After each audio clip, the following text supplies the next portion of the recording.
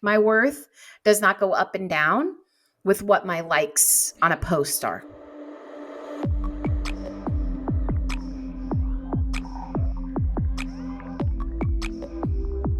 Okay, then we're going to use the metrics that wound us when it's like, it's meant to go where it's meant to go. Like my book is going to do what it's going to do.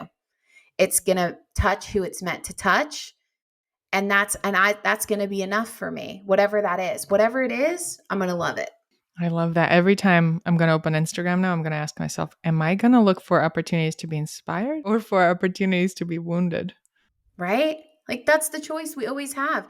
And what I really believe is like, people always talk about the algorithm and the feeds and all this stuff. And there's something to that. But I also feel like your energy pulls whatever you want to come through. So if you go on the app being like, I want to be inspired, I expect to be inspired. It's like, oh, here you go. Here's the things. But if you go on like, I feel like crap about myself, please affirm that I'm not good enough. It's like, oh, here you go. Yep. Here you go. That's there too. Right. That's like the beauty of social media. I feel like it really responds to our energy. Oh, 100%. So I definitely want to get more into social media. The question that I'm called to ask you to kind of open up the field of social media is, one of my intentions with this podcast is to share different versions of success and different definitions of it, because I know that when we are exposed to that, to the variety and the different textures and flavors of it, sometimes it's an access to remembering and coming up with our own version of that. And you have spoken to being in the world of both being a spiritual person and also a very ambitious person. And in your book, you talk about, not letting go of ambition fully, but at least letting go of some of the stressful ambitions.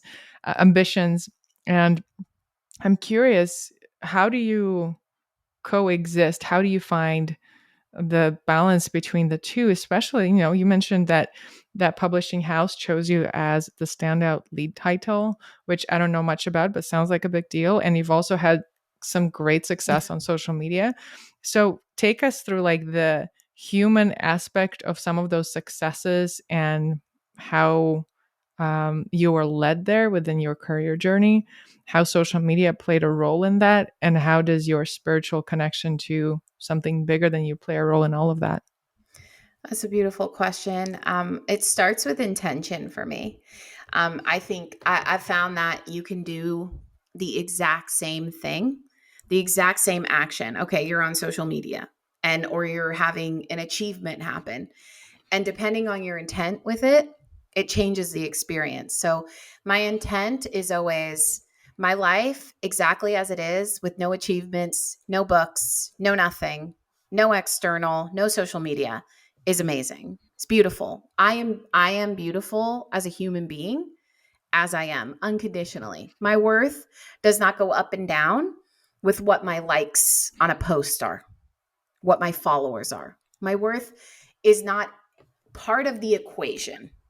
My value is not out there for me to earn and for someone to tell me what my value is. It is internal, it is innate, it is fostered, it is cultivated within. Therefore, that's my foundation. That's where I start, right? That's all unconditional.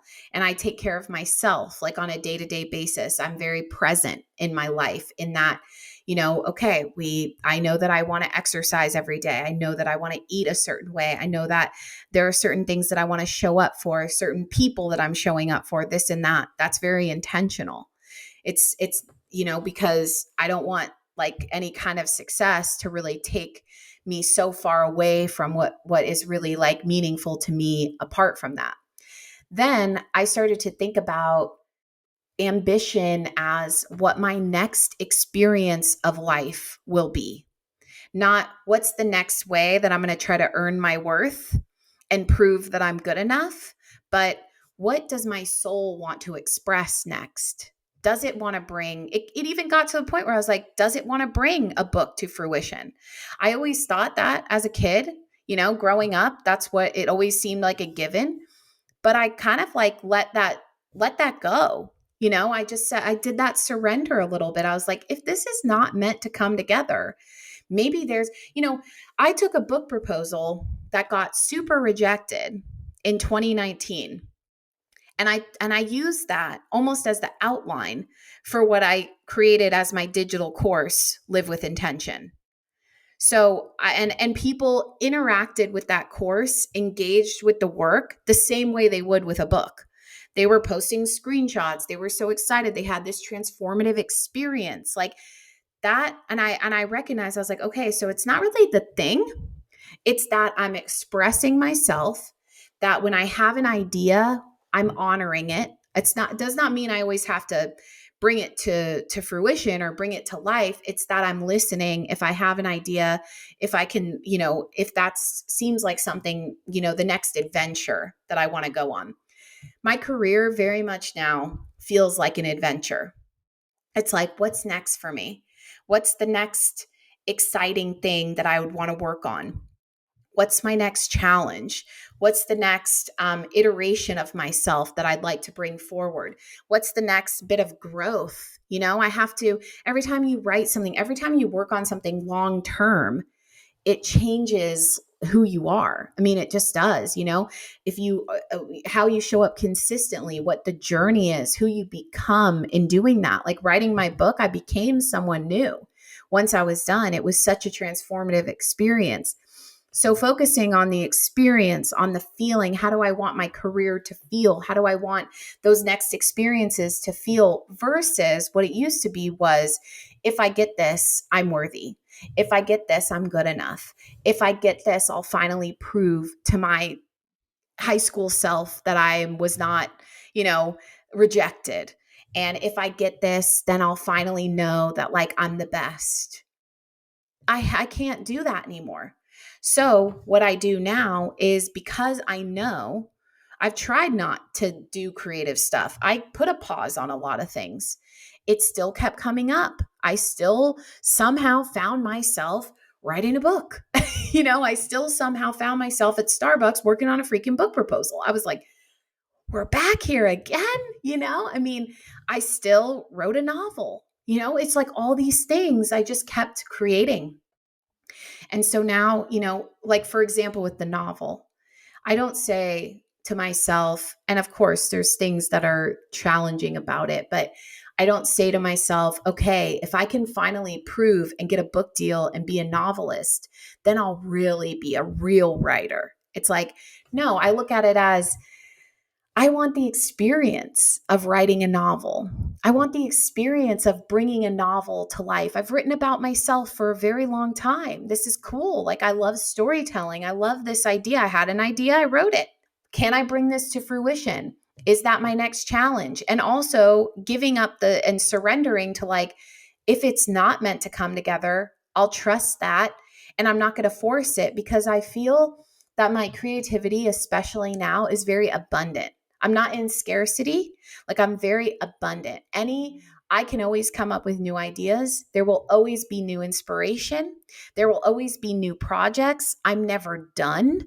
It's not like I get to this place where it's like, okay, now I'm going to do this for the next 30 years. In 2009, I started a design business. I've been a graphic designer since 2009. I'm still doing that. Do I want to win awards? Do I care? No, I just like doing it for clients. But writing is different. I want a different kind of more public life with that. And I just look at it now, going back to like this intention. My intention with having ambition, my intention is, of course, to support myself. There's a money aspect. I need to be able to support myself. But also, my intention is, I've been given these gifts for a reason. I have plenty of gifts, but there are plenty of gifts I also don't have. Like, I'm not good at math. I still use my fingers to count. They're like to add. I still do it. There are certain things like that's been very humbling and freeing, is that I have these gifts for a reason. This is what lights me up. There's a reason why I love reading. There's a reason why I love these certain things that I do. Like, there's a reason I've been drawn to certain things. So I have to honor that, because I actually feel like I'm not honoring that because I think I'm good enough or I'm trying to prove. It's more like, source has sourced me with these. It feels beyond me, you know, like I'm not the driver here.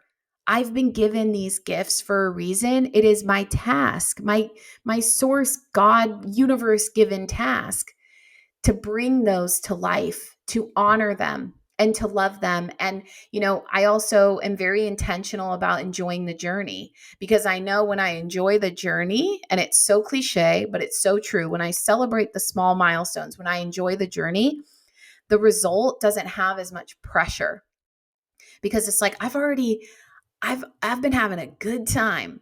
You know, like my book's coming out a year from when I signed my book deal, but like this has been a really fun year. It's been so fun. I've enjoyed every aspect of it, even the really hard times of self-doubt. I enjoyed that. Like it was just I'm in it. You know, like I really like that I'm actually doing the things that my younger self always wanted, and I'm doing them with confidence, with conviction. So all of those things add up to, you know, it's no longer this feeling of ambition as trying to prove, striving, or overdoing it because I always need to be going to the next thing or anything like that. There was a point, even like November, December, recently, like in 2021, where I had this really intense feeling where I was like, I think you need to pause for a bit and just enjoy how far you've come. No new ideas. Like it was very intervention-y, you know, no new ideas. Stop working on this thing. You know, I was in the middle of trying to write my next novel and it was just sticky and difficult. And I was showing up, but I wasn't enjoying it. And it was just this intervention of like, I think it's time that you need to really root here and recognize where you are, like how far you've come with these gifts that you've had a hard time.